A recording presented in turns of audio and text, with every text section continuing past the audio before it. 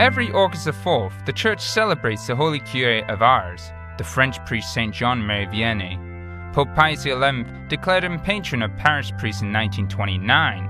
On the occasion of the 160th anniversary of the death of this shepherd with the smell of the sheep, Pope Francis wrote a letter to all priests thanking them for their fidelity to the commitments you have made.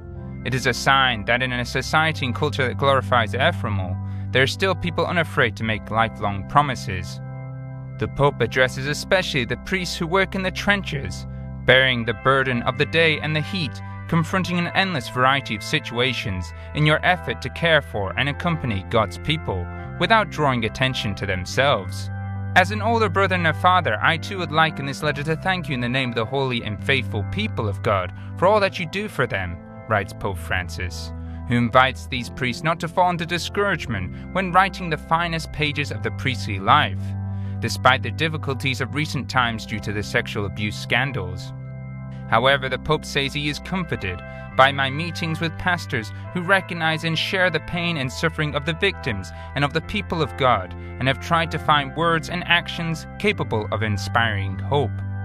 Pope Francis recalls, although these cases seem to have discredited the priesthood, the Lord is purifying his bride and converting all of us to himself, and he is rescuing us from hypocrisy, from the spirituality of appearances. He invites them not to fall into the sweet sorrow that can turn into a habit and lead us slowly to accept evil and injustice by quietly telling us it has always been like this. He tells them when this happens to look to the Blessed Mother and invoke the Holy Spirit to free us from our inertia.